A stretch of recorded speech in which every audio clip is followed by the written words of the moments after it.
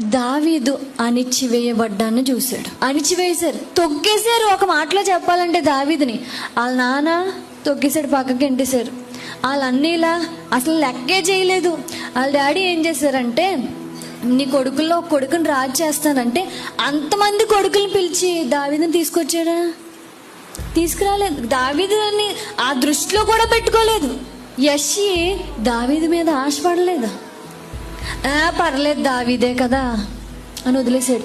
వాళ్ళ అన్నదమ్ములు ఉన్నారా, వాళ్ళ అన్నదమ్ముల దగ్గర క్యారేజ్ పట్టుకుని ఆహారం పట్టుకుని వెళ్తే, నువ్వు ఇక్కడికి ఎందుకు వచ్చావు? యుద్ధాన్ని చూడడానికే కదా వచ్చావు, నీకు అవసరమా, ఇంటికి వెళ్ళిపో అన్నారు. అంటే ఎంత తక్కువగా చూశారు. దేవుడు అవన్నీ చూసేసాడు. చూసి దావీదు ఆవేదన అంతా చూసి, బాధ అంతా చూసి, అణిచివేయబడ్డాను అంతా చూసిన దేవుడు తన అంతరంగాన్ని చూడడం మొదలు పెట్టేసరికి పరిశుద్ధత, స్తుతి నింపబడ్డం చూసిన దేవుడు ఏం చేశాడు?